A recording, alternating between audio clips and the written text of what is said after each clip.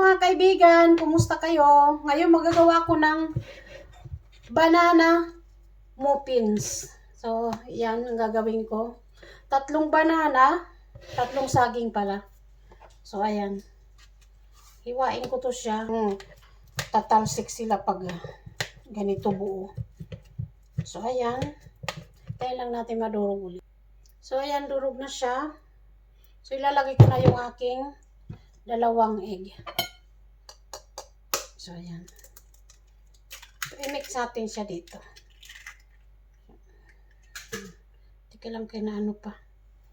Halo yung balat. So, i-mix natin yung ating 2 egg dito. Saka natin i-blender. Ayan. Balik lang natin ulit. So, ito na yung aking half cup oil. So, i-mix ko siya dito sa saging. Saka sa egg. So, ayan. Ayan, banana muffins. Ang ating gagawin ngayon. So, i-mix na natin siya. Mixture na natin siya ngayon.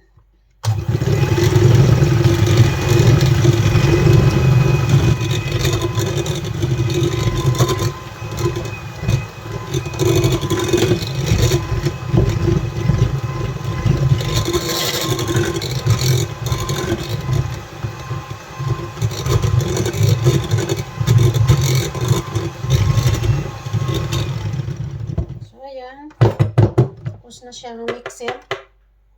Ayan. Ano na natin. Ang ating dry naman.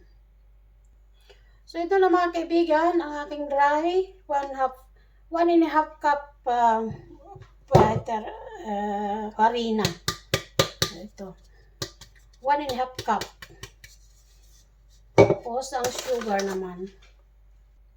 So, ito naman yung sugar. 3/4 lang to. 3/4 cup. So, ayan.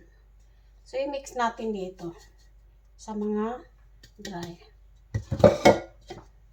And then, 1 teaspoon salt. Dandahanin lang natin kasi baka maano naman, sobrahan. So, ayan, 1 teaspoon salt. 1 teaspoon, konti na lang ang aking baking. 1 teaspoon baking powder.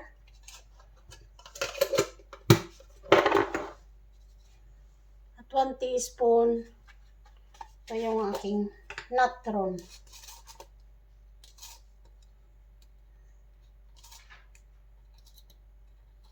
One teaspoon natron. Ito naman yung vanilla soup. Teaspoon din. Hindi naman siya natapunan. Buti lang, konti lang ang laman. So, 1 teaspoon din. So, ayan. So, i-mix na natin siya. Mix na natin. Haluin lang natin para ma-mix ang mga ingredients.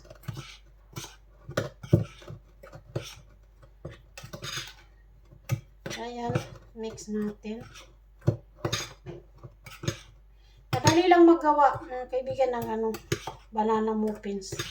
Kaya lang, lang kasi maraming hugasin. So, ayan mga kaibigan, na-mix ko na siya, lahat ng dry. So, ngayon, i-ano na natin. I-mixer na natin yung diretso. So, ihalo lang natin, pa konti-konti lang, para makita nyo. So, ayan. Ayan. Malapit na.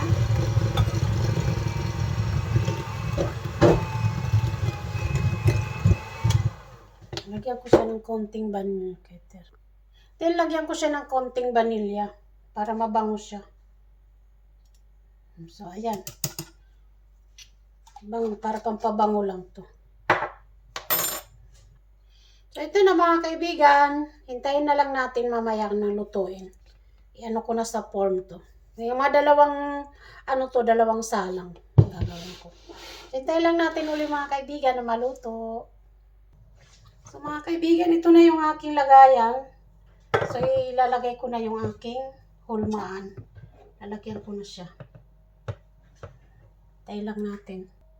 So, ito na mga kaibigan, ilalagay ko na to siya sa oven. So, 10 minutes lang o 180 degrees. Hintayin lang natin uli maluto.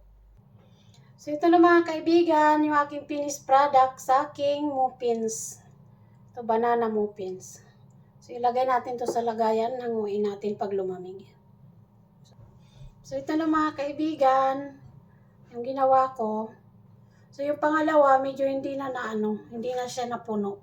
So, kasi malalaki ang gawa ko, so in-stay ko siya ng 20 minutes kasi malalaki. So, yung pangalawa, hindi na siya napuno, kakunti na lang. So, almost talaga pag dalawang salang, pag hindi malalaki ang gawa sa una. So, ayan, gano'n lang kadali paggawa ng merienda.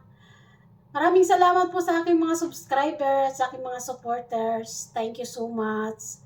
Please subscribe and support sa aking YouTube channel.